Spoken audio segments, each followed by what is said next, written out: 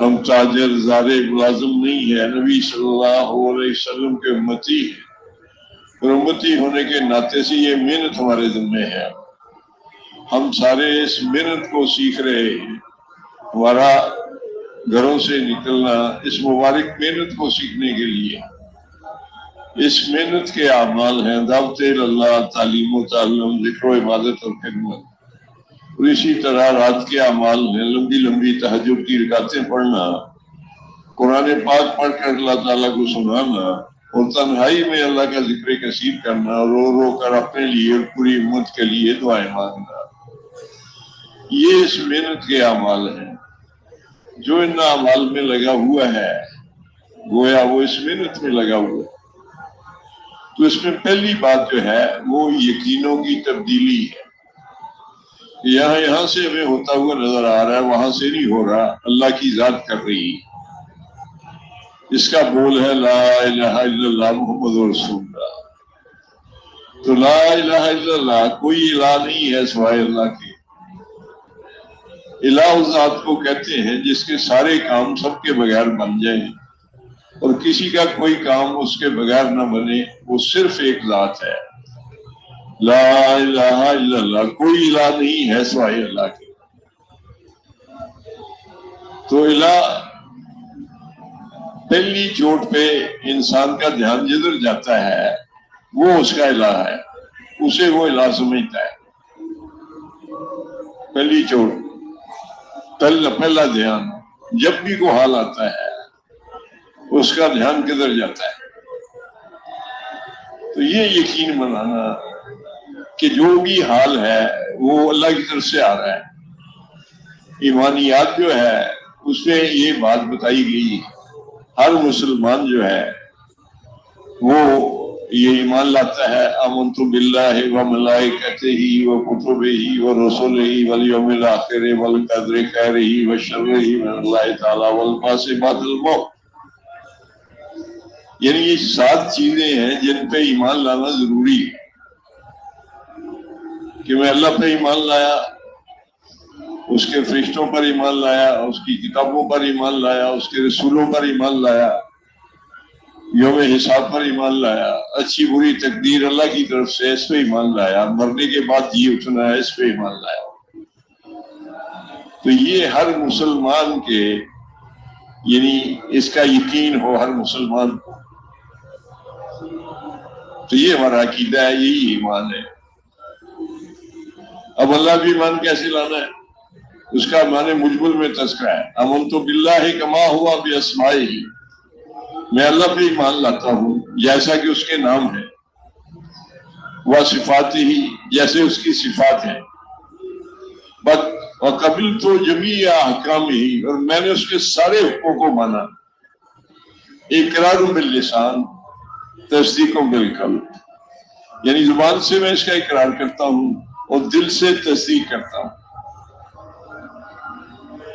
تب یہ ان چیزوں پہ ایمان لانا، یہ چیزیں غیب میں ہیں، یہ 7 چیزیں جو ہیں یہ 7 ہی غیب میں ہیں، تو سب پہ ایمان لانا۔ تو ایمان کی جگہ زبان نہیں ہے، دل ہے، دل میں اتری ہی بات یقین ہے۔ تو دل پہ اتارنے کے لیے 4 راستے ہیں، 4 واسطے ہیں، بولنا، سننا، سوچنا، دیکھنا، یہ 4 راستے دل کو جاتے ہیں۔ تو دل کے بارے میں آپ صلی اللہ علیہ وسلم کا فرمان ہے، جس کا مفہوم ہے کہ تمہارے جسم میں خون کا لوتھڑا ہے، اگر وہ درست ہو گیا تو تمہارا جسم ٹھیک چلے گا، اگر وہ بگڑ گیا تو تمہارا جسم بگاڑ والا چلے گا۔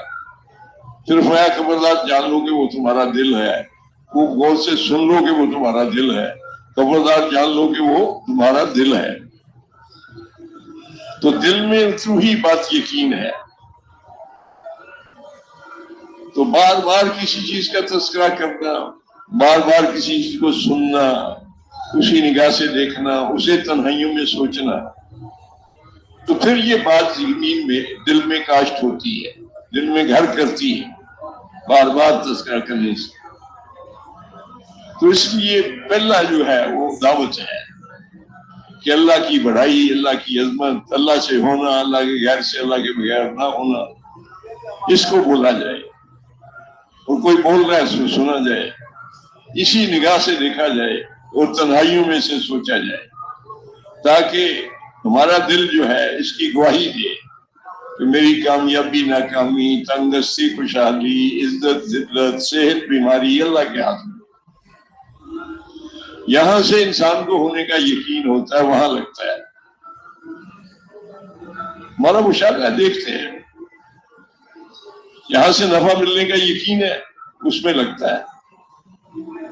جب اللہ تعالیٰ سے سب کچھ ہونا ہماری سمجھ میں آ جائے گا، ہمارا دل اس کو تسلیم کر لے گا کہ میرے ہر مسئلے کا حل اللہ کے پاس ہے، تو پھر وہ اللہ کے حکم کو دیکھے گا۔ جب اسے اس کا یقین آ جائے گا کہ میری کامیابی تو نبی صلی اللہ علیہ وسلم کے طریقوں پہ زندگی گزارنے میں ہے، جب اسے اس کا یقین آ جائے گا تو پھر وہ سارے طریقوں کو چھوڑے گا، آپ صلی اللہ علیہ وسلم کے طریقے پہ زندگی کو گزارے گا۔ تو پہلی محنت جو ہے وہ یقینوں کی تبدیلی کی محنت ہے، کہ ہمارا دل اس بات کو تسلیم کر لے کہ اللہ سے ہوتا ہے، اللہ کے غیر سے نہیں ہوتا۔ اللہ کرتے ہیں، اپنی قدرت سے کرتے ہیں، اور کرنے میں کسی کے محتاج نہیں۔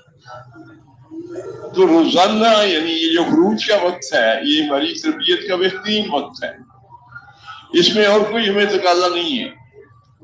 صرف ہم نے اپنے اوقات کو اس لیے فارغ کیا ہے کہ یہ اعمال جو ہیں اس کے ساتھ ہماری مناسبت پیدا ہو جائے، ہماری طبیعت جو ہے اس کی عادی بن جائے۔ تو اس کے لیے روزانہ 3-4 گھنٹے دعوت دینی ہوگی، اپنے دل کو نشانہ بنا کر روزانہ دعوت دینی ہوگی کہ اللہ سے ہوتا ہے، اللہ کے غیر سے نہیں ہوتا۔ اللہ کرتے ہیں، اپنی قدرت سے کرتے ہیں، اور کرنے میں کسی کے محتاج نہیں۔ ہاتھ بول دعوت نہیں ہوتا۔ ہماری دعوت کے 3 رخ ہیں: مخلوق سے خالق کی طرف، اللہ کے علاوہ باقی ساری مخلوق ہے، بنی ہوئی ہے، چیونٹی سے لے کر جبرائیل علیہ السلام تک، ذرے سے لے کر پہاڑ تک، قطرے سے لے کر سمندر تک، یہ ساری مخلوق ہے۔ جس طرح یہ بننے میں اللہ کی محتاج ہے، اسی طرح نفع نقصان دینے میں اللہ پاک کے امر کی محتاج ہے۔ تو یہ یقین ہمارے اندر پیدا ہو جائے کہ کرتا دھرتا اللہ کی ذات ہے۔ یہ ساری مخلوق مل کر اگر کسی کو نفع دینا چاہے، اللہ تعالیٰ نے فیصلہ نہ کیا ہو تو نفع نہیں پہنچ سکتا۔ ساری مخلوق مل کر کسی کو نقصان پہنچانا چاہے، اللہ تعالیٰ نے فیصلہ نہ کیا ہو تو اسے نقصان نہیں پہنچ سکتا۔ ابراہیم علیہ السلام کو آگ میں ڈالا گیا، یعنی آگ جل رہی ہے، اس کے شعلے آسمان سے باتیں کر رہے ہیں، رسیوں سے باندھ کر ابراہیم علیہ السلام کو آگ میں ڈالا۔ جو وقت کا بادشاہ نمرود ہے اور جو اس کی رعایا ہے، سارے یہ چاہ رہے ہیں کہ ابراہیم علیہ السلام کو جلا دیا جائے، رسیوں سے باندھ کر وہ چلتی ہوئی آگ میں ڈال دی۔ اللہ تعالیٰ نہیں چاہ رہے، تو وہ رسی تو جل گئی جس سے ابراہیم علیہ السلام کو باندھا گیا، لیکن ابراہیم علیہ السلام کے بال کو تپش بھی نہیں لگی۔ وہ ہوا جو اللہ تعالیٰ نے چاہا، جو وقت کے بادشاہ نے یا لوگوں نے چاہا وہ نہیں ہوا۔ اسی طرح فرعون کو بتایا گیا کہ بنی اسرائیل میں ایک بچہ پیدا ہوگا جو تیرے انجام کا سبب بنے گا۔ تو اس ظالم نے بنی اسرائیل کے ہزاروں کے حساب سے بچوں کو شہید کروایا کہ موسیٰ علیہ السلام پیدا نہ ہو۔ اللہ تعالیٰ نے موسیٰ علیہ السلام کو پیدا کیا، اس کے گھر میں پہنچایا، اس کے مال سے اس کی پرورش کی، اور اس کو اس کا احساس دلا دیا کہ یہ وہی بچہ ہے، کچھ نہیں کر پایا۔ آخر انہی کی وجہ سے اپنے انجام کو پہنچا، بحر کلزم میں غرق ہوا، موسیٰ علیہ السلام اور اس کی قوم اسی سمندر سے پار ہوئی، اور فرعون کی لاش آج بھی احرام مصر میں پڑی۔ اللہ تعالیٰ نے قیامت کے لیے برس کا نشان بنا دیا۔ وہ ہوا جو اللہ تعالیٰ نے چاہا، جو فرعون نے چاہا یا نمرود نے چاہا وہ نہیں ہوا۔ اللہ کرتے ہیں، اپنی قدرت سے کرتے ہیں، اور کرنے میں کسی کے محتاج نہیں۔ اسی طرح حضرت عزیر علیہ السلام گزر رہے ہیں، گدھے پہ سوار ہیں، کھانا بھی ساتھ ہے، مشروب بھی ساتھ ہے۔ ایک بستی کو دیکھا کہ ویران ہو چکی ہے، دل میں خیال آیا یہ کیسے آباد ہوگی؟ اللہ تعالیٰ نے موت طاری کر دی۔ اس حالت میں 100 سال تک رہے۔ جب اٹھائے گئے تو پوچھا کہ آپ اس حالت میں کتنا رہے ہو؟ انہوں نے عرض کیا دن یا دن کا کچھ حصہ۔ تو فرمایا گیا نہیں، 100 سال اس حالت میں رہے ہو، کھانا بالکل تر و تازہ، مشروب بالکل ویسے ہی جیسے تھا، اور گدھا مر کے مٹی ہو گیا۔ پھر ان کے سامنے اس میں ہڈیاں، گوشت، پھر کھال، پھر اس نے آواز نکالی اور زندہ ہو گیا۔ اللہ کرتے ہیں، اپنی قدرت سے کرتے ہیں، اور کرنے میں کسی کے محتاج نہیں۔ حضرت مریم علیہ السلام کو اللہ تعالیٰ نے بغیر خاوند کے عیسیٰ علیہ السلام عطا فرما دی۔ اللہ کرتے ہیں، اپنی قدرت سے کرتے ہیں، کرنے میں کسی کے محتاج نہیں۔ حضرت مریم علیہ السلام کی پرورش جو تھی حضرت زکریا علیہ السلام کے سپرد تھی، تو ان کو حجرے میں رکھتے تھے، تو جب حجرہ کھولتے تو بے موسم کے پھل پڑے ہوتے وہاں، تو ان سے فرماتے یہ کہاں سے آئے؟ وہ عرض کرتی یہ اللہ تعالیٰ نے بھیجے ہیں۔ تو وہاں دعا کر دی اللہ پاک سے کہ یا اللہ مجھے بھی وارث عطا فرما دے، بوڑھے ہو چکے ہیں، بیوی بھانج ہے۔ تو اللہ تعالیٰ نے کہا جی ہم آپ کو بیٹا دیں گے، یحییٰ علیہ السلام نبی ہوگا، نیک ہوگا۔ عرض کی ہوگا کیسے؟ میں بوڑھا ہو چکا ہوں، بیوی میری بھانج ہے۔ اللہ تعالیٰ نے کہا ہم دیں گے۔ انہوں نے کہا اس کی نشانی کیا ہوگی؟ انہوں نے کہا آپ 3 دن تک بات نہیں کر سکیں، اشاروں سے بات کریں گے۔ تو اللہ تعالیٰ نے یحییٰ علیہ السلام عطا فرما دیا۔ اللہ کرتے ہیں، اپنی قدرت سے کرتے ہیں، اور کرنے میں کسی کے محتاج نہیں۔ موسیٰ علیہ السلام آ رہے ہیں مدین سے واپس مصر کی طرف، بیوی ساتھ ہے، بکریاں ساتھ ہیں، راستہ بھول گئے، سردی کا موسم ہے۔ ایک جگہ روشنی نظر آئی تو بیوی سے کہا میں پتہ کرتا ہوں شاید وہاں آبادی ہو، روشنی ہے، آگ بھی لے آؤں گا اور راستہ بھی معلوم کر لوں گا۔ اور وہاں گئے تو ایک طرف سے روشنی نظر آ رہی تھی، تو آواز آئی کہ موسیٰ علیہ السلام تم وادی مقدس میں ہو، اپنے جوتے اتار دو اور غور سے سنو جو کچھ کہا جا رہا ہے، جس کا کم و بیش مفہوم عرض کرنا۔ اور صرف فرمایا میں ہی اللہ ہوں، میرے سوا کوئی عبادت کے لائق نہیں، میں ہی اللہ ہوں، میرے سوا کوئی عبادت کے لائق نہیں، میری بندگی کرو، میری یاد کے لیے نماز قائم کرو، قیامت آنے والی ہے، میں اسے مخفی رکھنا چاہتا ہوں تاکہ بدلہ دیا جائے جو کچھ تم کرتے ہو۔ پھر فرمایا آپ کے دانے ہاتھ میں کیا ہے؟ موسیٰ علیہ السلام نے عرض کیا یہ میری لاٹھی ہے، اسے پتے جھاڑتا ہوں، ٹیک لگاتا ہوں، اور بھی کام لیتا ہوں۔ تو اللہ تعالیٰ نے کہا اس کو ڈال دو۔ وہ زمین پہ ڈالی تو وہ سانپ بن گیا، بہت بڑا سانپ بن گیا۔ اب موسیٰ علیہ السلام ڈرے اور ہٹے، تو اللہ تعالیٰ نے کہا ڈرو نہیں، ہاں جی میرے رسول ڈرا نہیں کرتے، پکڑو اس کو۔ وہ پکڑا پھر لاٹھی۔ تو اللہ تعالیٰ کیا بتا رہے ہیں؟ کیا موسیٰ علیہ السلام یہ لاٹھی بنف سے ہی کچھ نہیں ہے، میرے عمل سے یہ لاٹھی ہے، میرے عمل سے یہ سانپ ہے، میرے حکم سے یہ لاٹھی ہے، اب جب میں حکم دیتا ہوں یہ سانپ بن جاتی ہے، اصل میرا امر ہے۔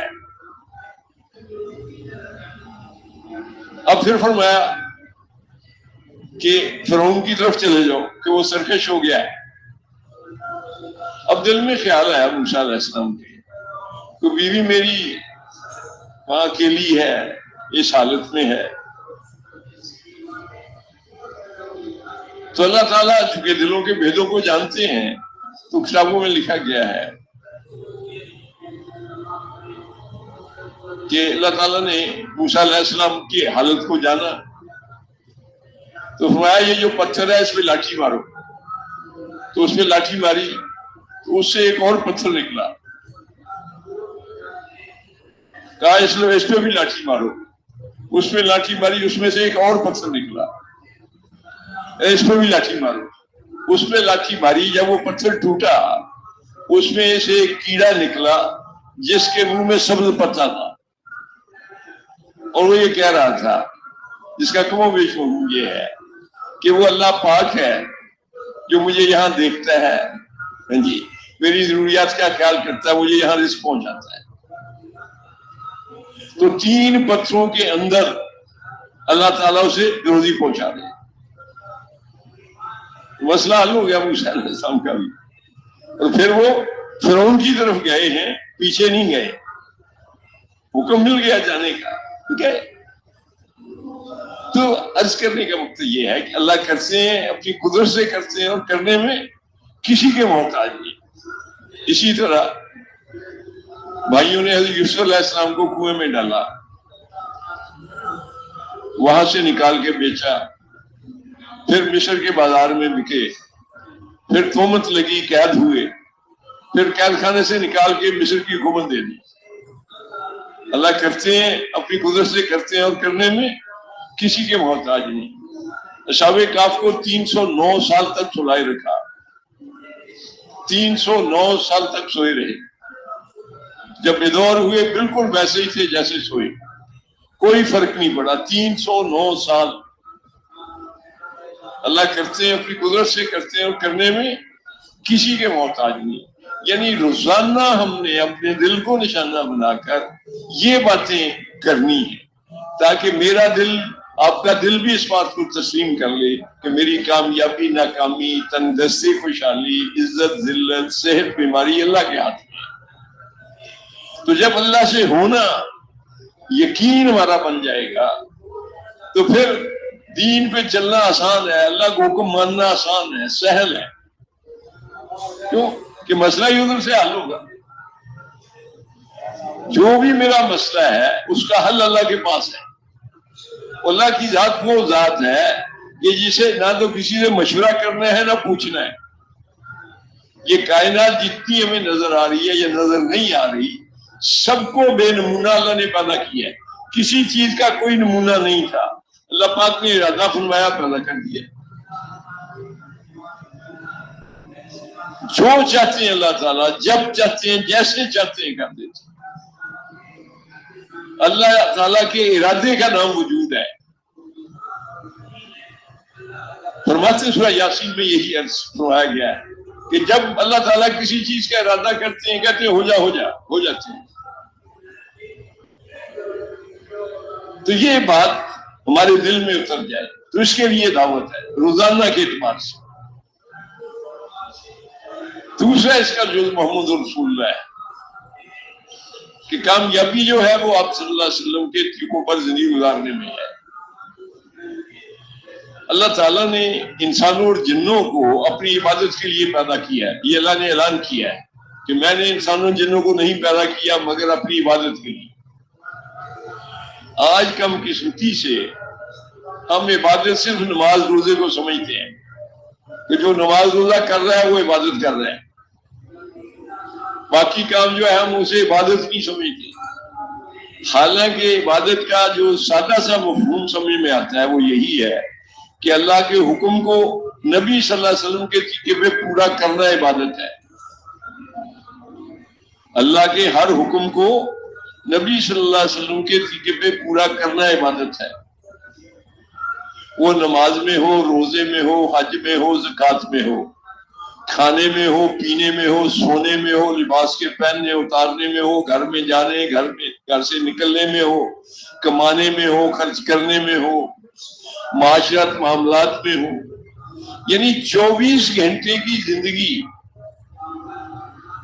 جی اس کو ہم نے گزارنا ہے کیسے؟ جیسے نبی صلی اللہ علیہ وسلم نے گزاری. کیونکہ ہمارے وجود سے ہر وقت کوئی نہ کوئی عمل نکل رہا ہے. ہمارا وجود کوئی نہ کوئی عمل کر رہا ہے. دیکھنا ایک عمل ہے، سننا ایک عمل ہے، چلنا ایک عمل ہے، بیٹھنا ایک عمل ہے، اٹھنا ایک عمل ہے، سونا ایک عمل ہے، کھانا ایک عمل ہے، پینا ایک عمل ہے. اب یہ 24 گھنٹے کے جو معمولات ہیں اس کو مقبول نبی صلی اللہ علیہ وسلم کی ترتیب پہ لے آنا، یہ لا الہ الا اللہ محمد رسول اللہ کا مقصود ہے کہ ہمارے دل کا یقین بدل جائے اور ہمارے طریقے بدل جائیں. میری کوئی مرضی نہیں ہے، میں مسلمان ہوں، میں نے لا الہ الا اللہ محمد رسول اللہ کا اقرار کیا ہے، اب میری کوئی مرضی نہیں ہے. میرا ہر عمل جی اللہ کا حکم ہے اور نبی صلی اللہ علیہ وسلم کے طریقے پہ اسے پورا کرنا ہے. اور اتنا آسان ہے کہ اس سے آسان کوئی چیز ہے نہیں.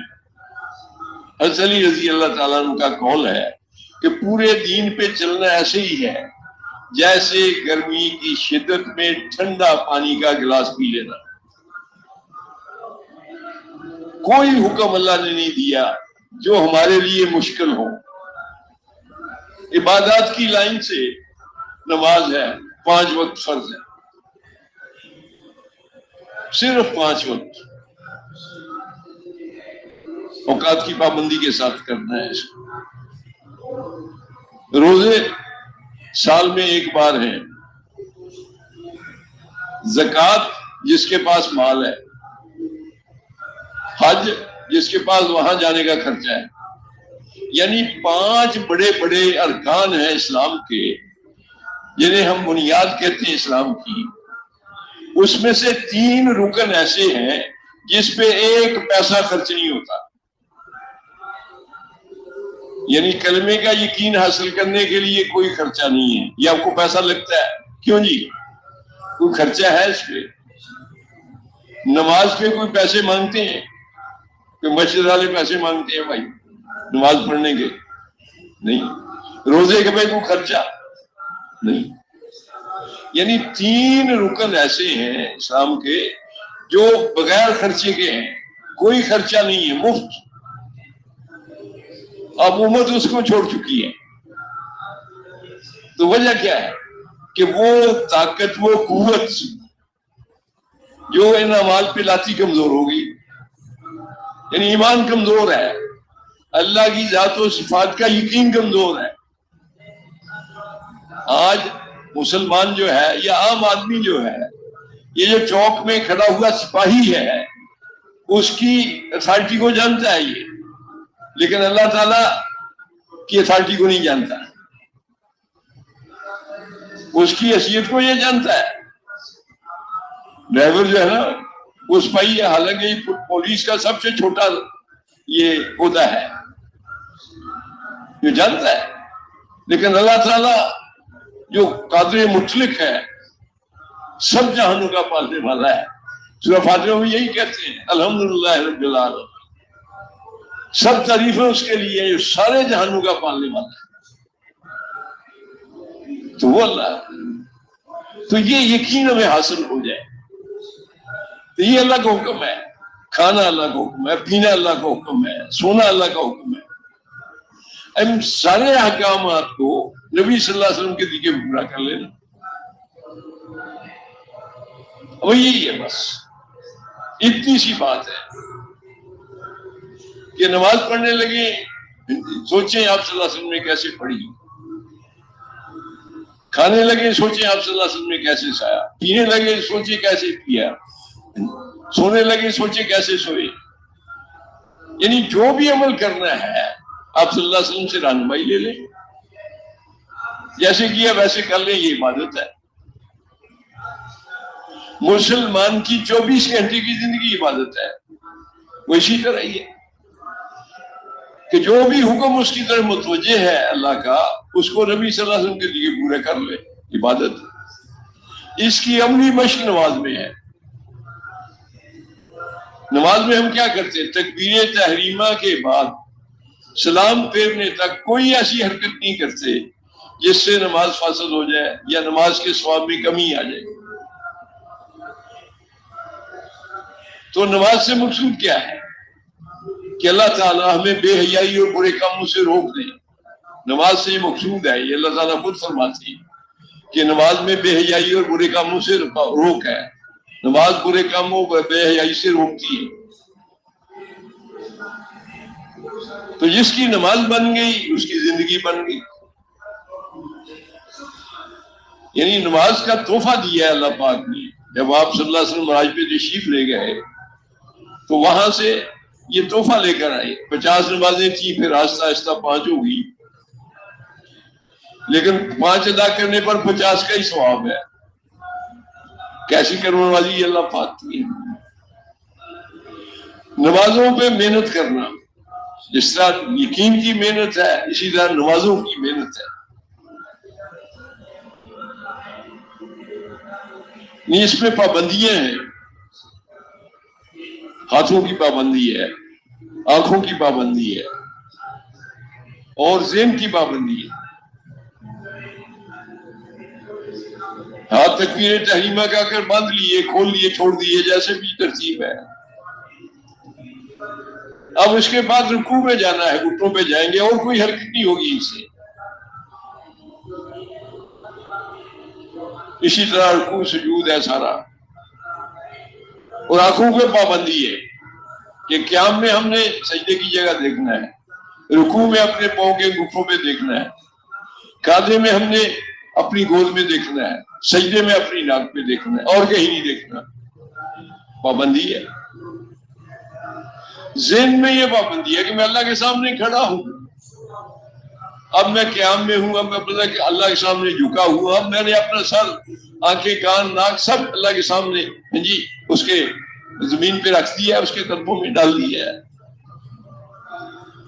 यानी आज का पहला ज़हूर अल्लाह के सामने हाथ बांध के खड़े होने में है, फिर उसके सामने रुकू करना, झुकना, और फिर अपना ये सर जो है, जो तकब्बर की इलामत समझा जाता है, इसको खड़ा किया जाता है, अल्लाह के सामने डाल देना कि मेरे ये अशरफ अज़ा है, ये तेरे सामने पड़े हैं, तू मुझ पे फजल फरमाए और मुझे उन लोगों में शामिल कर ले जिन लोगों पे तूने इनाम फरमाया। यही करते हैं ना, अल्लाह पाक से यही मांगते हैं। जिसकी नमाज बन गई उसकी जिंदगी बन गई। उमर रज़ी अल्लाह ताला अन्हु जब किसी को गवर्नर बनाना होता तो उसकी नमाज देखते, नमाज ठीक होती उसे गवर्नर बना देते और फरमाते जिसका मामला अपने अल्लाह के साथ दुरुस्त है उसका मामला उसकी मखलूक के साथ भी दुरुस्त होगा। जो 10-15 मिनट अपने आप को पाबंद नहीं कर पाता जितनी देर में वो नमाज में है, तो बाकी वक्त कैसे वो अपने आप को पाबंद कर लेगा। अगर हम 5, 7, 10 मिनट जितना भी हम नमाज में लगाते हैं, हम अपनी आंखों को, अपने दिल को, अपने दिमाग को, जी अपने हाथों को पाबंद नहीं कर पाते जी, तो बाकी जिंदगी में कैसे कर ले। आयशा रजी अल्लाह ताला अन्हा की वालदा उम्मे रुमान रजी अल्लाह ताला अन्हा फरमाती हैं, जिसका मफहूम है कि मैं एक दफा नमाज पढ़ रही थी, नमाज में इधर उधर झुकने लगी। अबू बकर रजी अल्लाह ताला ने देख ली, वो मुझे जोर से डांटा कि मैं डर की वजह से नमाज तोड़ने के करीब होगी। फिर फरमाया कि मैंने आप सल्लल्लाहु अलैहि वसल्लम से सुना है कि जब भी कोई शख्स नमाज में खड़ा हो अपने पूरे वजूद को सुकून से रखे, यहूद की तरह हिले नहीं। नमाज में पूरे बदन को सुकून से रखना नमाज के पूरा होने का जुज़ है। हम देखें, अपनी नमाज का जायजा लें। آپ صلی اللہ علیہ وسلم نے خود فرمایا کہ ایک شخص کو دیکھا کہ نماز میں داڑھی پر ہاتھ پھیر رہا ہے. آپ صلی اللہ علیہ وسلم نے فرمایا کہ اگر اس کے دل میں خشوع ہوتا تو اس کے اعضاء میں سکون ہوتا، اس کے اعضاء میں سکون ہوتا ہے. تو نماز ایسا عمل ہے کہ اسے اطمینان سے پڑھا جائے. ہم تو ایسے پڑھتے ہیں جیسے کوئی لاٹھی لے کے کھڑا ہے کہ بس اتنے وقت میں ختم کرنا ہے. ایسے نہیں ہے. اطمینان کے ساتھ رکوع، سجدہ، قومہ، جلسہ، سارا انہیں کو سیکھا جائے، نماز کو سیکھا جائے. اس کی محنت ہے. دھیان جمانے کی مشق کی جائے. اللہ کے راستے میں ہے اور کوئی ہمیں تقاضا نہیں ہے. مکروہ وقت نہ ہو، اس عنوان پہ روزانہ ہم 2-4 رکعتیں پڑھیں کہ میں نماز کو بڑھیا بنانے کی مشق کر رہا ہوں، نماز میں دھیان جمانے کی مشق کر رہا ہوں. یہ کتنا اہم اور کتنا بڑا عمل ہے میرے دوستو. فضائل تبلیغ میں ہی، فضائل نماز میں حدیث مبارکہ لکھی ہوئی ہے جس کا مفہوم ہے کہ جو شخص 40 دن اخلاص کے ساتھ ایسی طرح نماز پڑھے کہ اس کی تکبیر اولیٰ فوت نہ ہو، اس کو 2 پروانے ملتے ہیں، ایک جہنم سے چھٹکارے کا، دوسرا نفاق سے بری ہونے کا. اب وقت کتنے ہے؟ صرف 40 دن. اور پروانے کتنے بڑے ہیں کہ یہ جہنم میں نہیں جائے گا اور یہ منافق بھی نہیں ہے. اور یہ جو خروج کا وقت ہے اس کو حاصل کرنے کے لیے اس سے آسان کوئی وقت ہے ہی نہیں، کیونکہ اور کوئی تقاضا ہی نہیں ہے. ہمیں کس لیے نکلے ہیں؟ انہی اعمال کی مشق کے لیے نکلے ہیں اور ساتھ فضیلت بھی مل رہی ہے. تو ہر شخص یہ عزم کرے کہ میں یہ 2 پروانے تو لے کر جاؤں گا. 2 پروانے لے کر جانا ہے. 40 دن اتمام کر لیں گے، اللہ تعالیٰ عمر بھر اس کے اتمام کی توفیق دے دیں گے. اللہ تعالیٰ کا یہ اعلان ہے، روایات میں آتا ہے کہ جب کوئی شخص میری طرف ایک ہاتھ آتا ہے، ایک بالش آتا ہے تو 2 ہاتھ میں اس کی طرف پڑھتا ہوں. جو میری طرف چل کے آتا ہے دوڑ کر اس کی طرف، اللہ کی نعمت دوڑ کر اس کو لیتی ہے. لیکن پہل ہمیں کرنی ہے. پہل کس نے کرنی ہے؟ یہ ہمیں کرنی ہے. ہمیں بھاگنا ہے اللہ کی طرف. اللہ خود کہتے ہیں دوڑو میری طرف.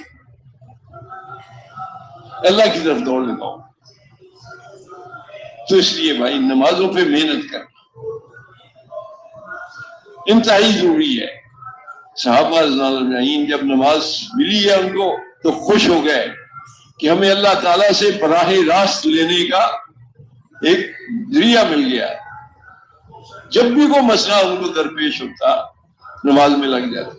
آپ صلی اللہ علیہ وسلم کے بارے میں یہ ہے، ظفر رضی اللہ تعالیٰ عنہ ہے جس کا مفہوم ہے کہ آپ صلی اللہ علیہ وسلم کو جب بھی کوئی سخت امر پیش آتا نماز میں لگ جاتے.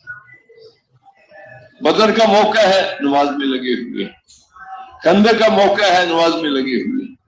جب بھی کوئی ایسا موقع ہے نماز میں. تو اللہ تعالیٰ نے ہمیں دی ہے، یہ نعمت دی ہے. اپنی نمازوں پہ محنت کریں. ہر مسئلے کا حل اس میں رکھا ہے. صلاۃ الحاجت کوئی بھی مسئلہ ہو اللہ کے سامنے رکھ دیں. اللہ تعالیٰ نے نہ کسی سے پوچھنا ہے نہ مشورہ کرنا ہے. امید کے ساتھ اللہ سے مانگا جائے. تو نمازوں پہ محنت. تیسری محنت علم و ذکر کی محنت ہے. کہ علم کیا ہے؟ علم کا مطلب ہے جاننا. اتنا جاننا جس سے 24 گھنٹے کی زندگی دین کے مطابق بسر ہو جائے. اتنا علم ہر مسلمان بالغ مرد اور عورت پہ فرض ہے. جو چیزیں فرض ہیں اس کا جاننا فرض ہے. جو چیزیں واجب ہیں اس کا جاننا واجب ہے. جو چیزیں سنت ہیں اس کا جاننا سنت ہے. جو مستحب ہیں اس کا جاننا مستحب. سب سیکھنا ہے لیکن درجہ بدرجہ سیکھیں گے. پہلے ایمانیات سیکھیں گے، फराइज सीखेंगे, वाजिबात सीखेंगे, सुनन सीखेंगे, आदाब सीखेंगे। सीखना सब है, लेकिन दर्जा बदर्जा सीखेंगे।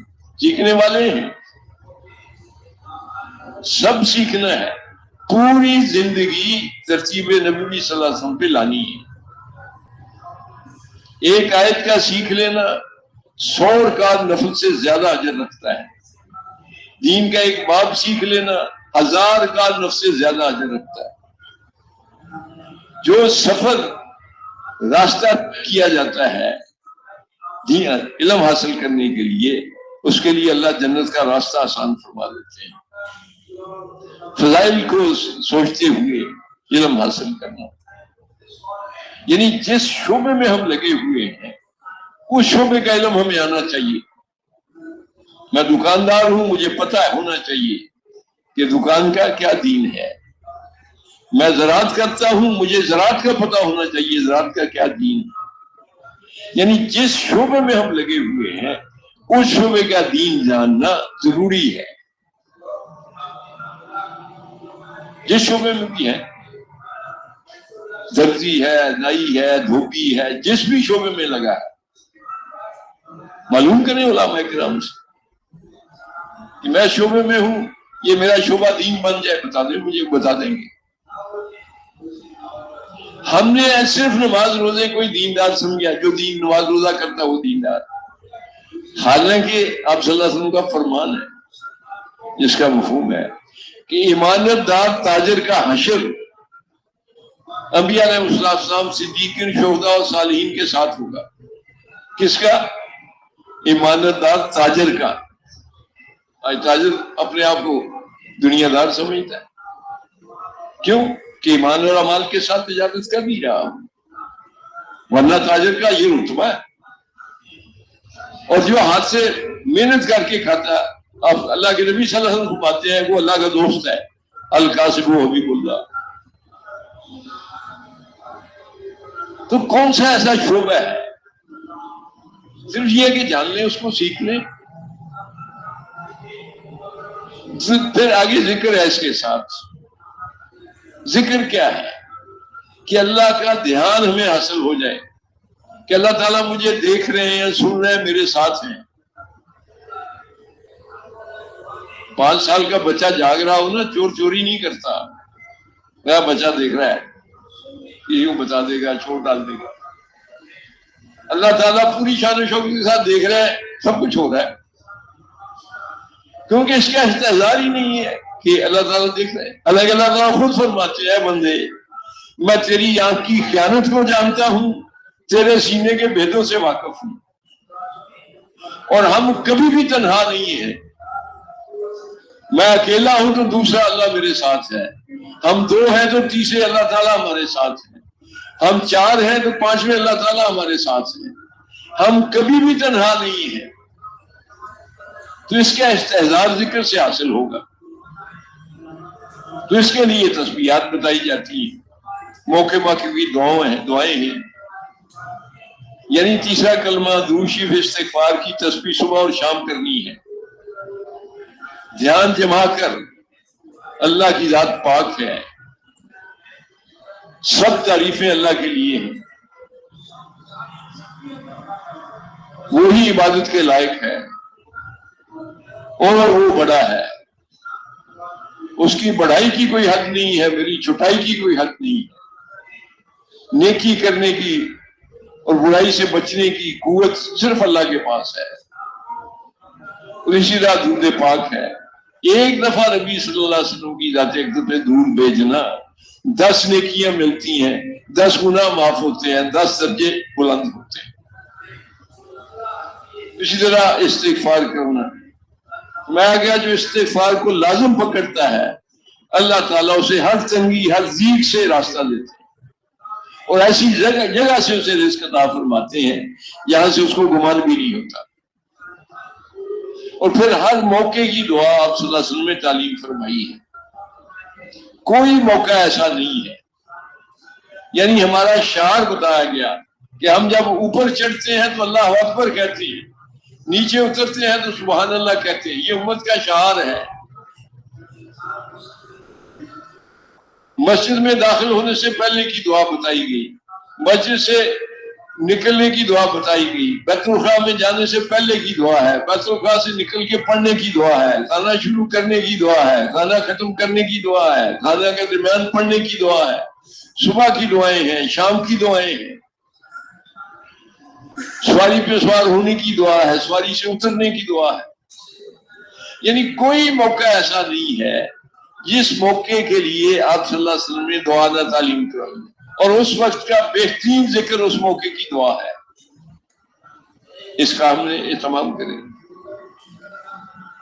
اور روزانہ ایک پارہ تلاوت جو ناظرہ خان ہے اس پہ لیں اپنے آپ کو، اور حفاظ کرام 3 پارے پڑھ لیں۔ یعنی یہ روزانہ کے معمولات ہیں، اس کو اگر خروج کے وقت میں ہم اپنی زندگی میں داخل کر لیں گے تو مقام پر تشکیلوں میں جی بہت آسان ہے، اور طبیعت اس کی عادی ہو جائے گی، ہماری طبیعت بن جائے گی، مقام پہ جا کرنا آسان ہے، معمولات میں آ جائے۔ اسی طرح چوتھی محنت اکرام مسلم کی محنت ہے کہ ہم مسلمان کا بحثیت مسلمان کے ادب کرنے والے بن جائیں۔ ہر مسلمان کے دوسرے مسلمان پر 5 حق ہیں، اسے سلام کرے تو اس کا جواب دے، سلام کا جواب دینا مسلمان کا حق ہے، وہ دعوت کرے تو اسے قبول کرے، اسے چھینک آئے وہ الحمدللہ کہے، اس کے جواب میں یرحمک اللہ کہنا، یہ بھی مسلمان کا حق ہے۔ بیمار ہو جائے تو اس کی عیادت کرنا، مر جائے تو اس کے جنازے میں شریک ہونا، یہ 5 حق ہیں، اور اکرام تو حق سے زیادہ دینے کو کہتے ہیں۔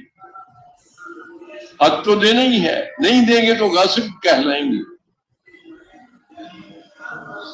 تو یہ اپنے میرے اندر سے لینے کا جذبہ نکل جائے، دینے کا جذبہ پیدا ہو۔ مجھے تو بھیجا ہی اللہ پاک نے دوسروں کی خدمت کے لیے ہے، یہی انسانی زندگی ہے میرے دوستو، دوسروں کے لیے جینا ہی انسانی زندگی ہے۔ اپنے لیے تو حیوان جیتے ہیں، حیوان جتنے ہیں کوئی بھی بانٹ کے نہیں کھاتے، کسی کو حصہ دار نہیں بناتے آپس میں۔ جتنے بھی جاندار ہیں، بھینس دیکھ لیں، گائے بکری کوئی بھی دیکھ لیں، کبھی مل بیٹھ کے نہیں کھاتے، ہر بندہ اپنے چکر میں ہے، ہر جاندار اپنے چکر میں ہے۔ انسان کو اللہ پاک یہ چاہتے ہیں کہ یہ تو دوسروں کے لیے ہے، یہی انسانی زندگی ہے۔ اگر وہ انسان نہیں ہے نا تو پھر ایمان ہے، میرا بن جائے، میرے بچوں کا ہو جائے، میرے رشتہ داروں کا ہو جائے، تو یہ سارے جاندار کرتے ہیں۔ یہ حیوانی زندگی ہے، اور انسان کو ایسا بنا اللہ تعالیٰ نے اسے بنایا ہے کہ یہ پھر رکتا نہیں ہے۔ جب یہ اوپر چلتا ہے نا تو یہ فرشتوں سے آگے نکل جاتا ہے، فرشتوں کو پیچھے چھوڑ جاتا ہے۔ اب یہ نیچے گرتا ہے تو پھر یہ درندوں سے بھی بدتر ہو جاتا ہے، درندوں سے بھی بدتر ہو جاتا ہے۔ تو اللہ تعالیٰ ہمیں انسان بنا دے، دوسروں کے لیے جینا، دوسروں کے کام آنا۔ وہ چاہتے ہیں اللہ تعالیٰ ہمارا کام بنائے تو ہم دوسروں کے کام بنائیں، وہ چاہتے ہیں اللہ تعالیٰ ہم پہ رحم کرے تو ہم اللہ کی مخلوق پہ رحم کریں، تو ہمارے اندر سے لینے کا جذبہ نکل جائے، دینے کا جذبہ پیدا ہو۔ 5ویں محنت ایسی ہے، نیت کی محنت ہے کہ وجہ عمل صرف یہ بن جائے کہ میرا اللہ راضی ہو جائے۔ وجہ عمل میں اوپر سوال کروں کہ میں نماز کیوں پڑھتا ہوں، میں بھلائی کی کام کیوں کرتا ہوں؟ اگر تو مقصود صرف اللہ کو راضی کرنا ہے تو اس کا کچھ اجر ہے، بدلہ دیں گے اللہ تعالیٰ۔ اور اگر یہ غرض ہے کہ لوگ واہ واہ کریں، شاباش دیں، اچھا سمجھیں، کہیں، تو اس کا بدلہ نہیں ہے بلکہ پکڑ ہے، کیونکہ یہ فرمایا گیا کہ جس نے ریا کے لیے روزہ رکھا اس نے شرک کیا، جس نے ریا کے لیے صدقہ کیا اس نے شرک کیا۔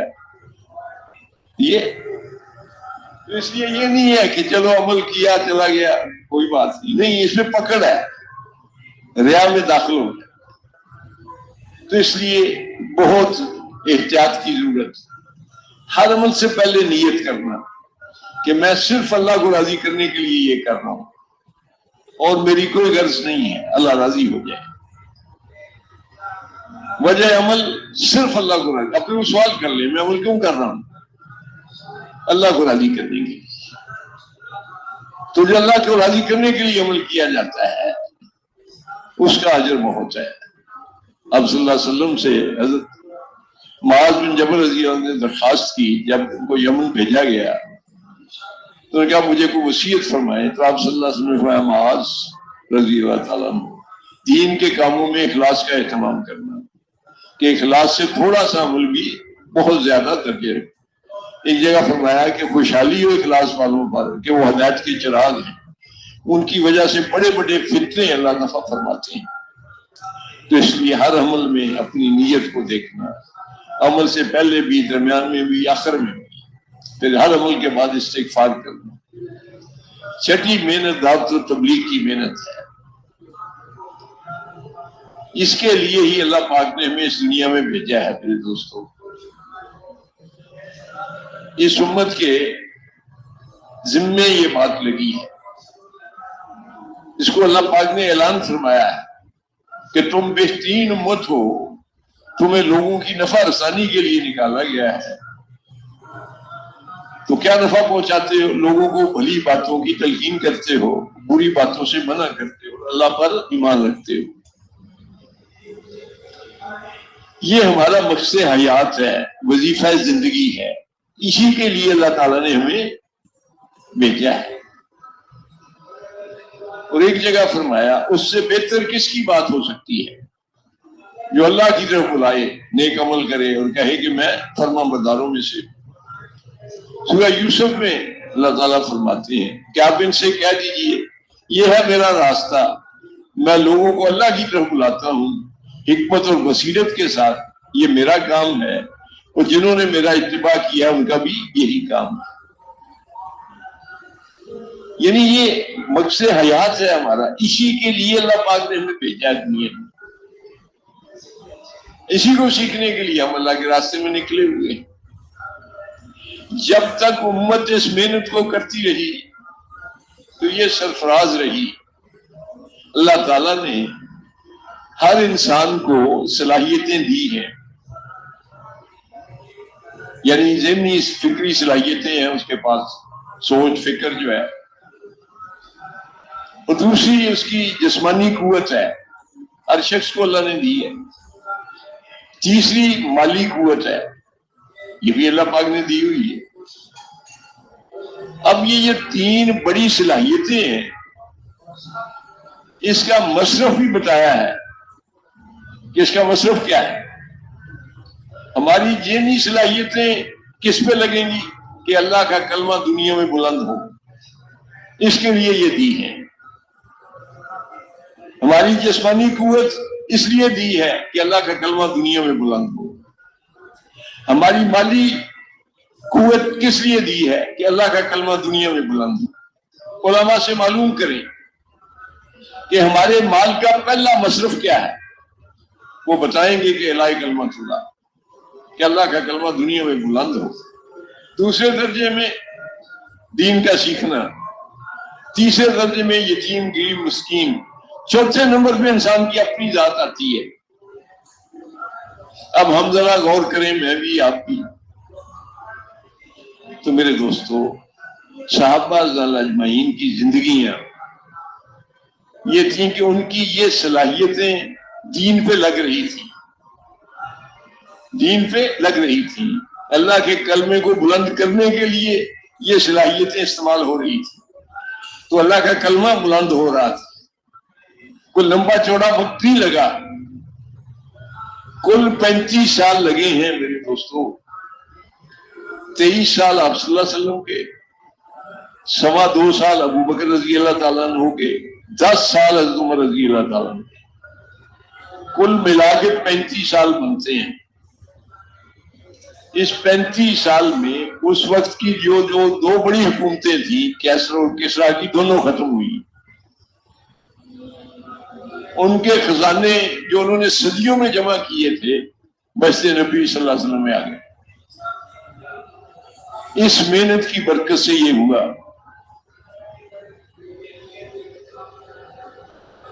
یعنی صحابہ اعظم کی زندگیاں، عمر رضی اللہ تعالیٰ عنہ جب فلسطین کی چابیاں ملی ہیں ان کو، تو ان کے کپڑے پہ، کرتے پہ 17 پابند تھے، جس میں چمڑے کے بھی تھے۔ تو یہ ان کی کتابوں میں لکھا ہوا تھا کہ جو امیر المومن مسلمانوں کا ہوگا اس کے لباس پہ اتنے پابند ہوں گے، وہ فلسطین کو فتح کرے گا۔ یہ دیکھیں انہوں نے، اور چابیاں عمر رضی کے ہاتھ حوالے کر دی۔ تو میرے دوستو، یہ مسئلہ ہے۔ تو یہ وہی محنت ہے اور اسی نہج پہ کرنے کی کوشش کی جا رہی ہے۔ اب یہ ہے کہ ہماری یہ جو صلاحیتیں اللہ نے ہمیں دی ہیں، یہ صحیح آ جائیں، صحیح لگ جائیں۔ یہ جو مٹی گارے پہ لگ رہی ہیں، یہ اپنے اوپر لگنی شروع ہو جائیں۔ ہم تو آئے تھے اپنے آپ کو درست کرنے کے لیے، ہم چیزوں کے بنانے میں لگ گئے۔ اب چیزیں قیمتی ہیں، انسان بے قیمت ہو گیا۔ کیوں؟ اس نے اپنے اوپر محنت چھوڑ دی۔ اسے تو بھیجا گیا تھا اپنے آپ پہ محنت کرنے کے لیے، کہ یہ اپنی محنت ایسا اللہ کا اطاعت گزار فرما بردار بنتا کہ اس کے ہاتھ اٹھانے پر اس کے مسئلے حل ہوتے۔ یعنی یہ تو اللہ تعالیٰ نے پیدا کیا تھا براہ راست اپنی ذات سے فائدہ اٹھانے کے لیے، اور یہ لگ گیا چیزوں سے فائدہ اٹھانے میں۔ تو اس محنت سے یہ چاہا جا رہا ہے کہ ہم براہ راست اللہ تعالیٰ کی ذات سے نفع اٹھانے والے بن جائیں۔ تو اس کے لیے یہ اعمال دیے گئے، تو ہماری ان اعمال کے ساتھ مناسبت پیدا ہو جائے، اور ان اعمال کو ہم صحیح نہج پہ، صحیح یقین کے ساتھ، نبی صلی اللہ علیہ وسلم کے طریقے پر، اللہ تعالیٰ شان کو راضی کرنے کے جذبے سے، اللہ تعالیٰ شان کے دھیان کے ساتھ، فضائل کے استحضار، نفس کے مجاہدے کے ساتھ کرنے والے بن جائیں۔ جب ہر عمل میں صحیح یقین ہوگا، آپ صلی اللہ علیہ وسلم کا طریقہ ہوگا، جی اللہ تعالیٰ شانوں کو راضی کرنے کا جذبہ ہوگا، اللہ تعالیٰ شانوں کے دھیان کے ساتھ ہوگا، اور جو اللہ نے اس پہ وعدے کیے ہیں اس کا یقین ہوگا، اور نفس کا مجاہدہ خود اس میں آ جائے گا۔ تو میرے دوستو، اللہ تعالیٰ نے صلاحیتیں دی ہوئی ہیں، اب یہ ہے کہ ان کا رخ جو ہے صحیح ہو جائے۔ یہاں لگنی چاہیے وہاں لگا لیں۔ ہمارا مال جان وقت اللہ کے کلمے کو بلند کرنے کے لیے دیا گیا ہے، تو اس پہ اس کا استعمال ہو جائے۔ یہی دعوت و تبلیغ سے چاہا جا رہا ہے کہ ہماری فکر بدلے، سوچ بدل جائے، ہماری صلاحیتیں اللہ کے کلمے کو بلند کرنے کے لیے استعمال ہو جائیں۔ تو تیار ہے اس کے لیے ساتھ۔ تو اس کا نقد تقاضا یہ ہے کہ یہ جو احباب ابھی تک 4 مہینے کا پروگرام نہیں انہوں نے بنایا، چلے کے لیے آئے ہیں یا کم و بیش اوقات کے لیے، تو یہ عزم کر لیا کہ اب 4 مہینے لگا کر جائیں گے، وہ ذرا کھڑے ہو جائیں، زیارت کروانے چلے سے 4 مہینے کچھ وقت کے لیے۔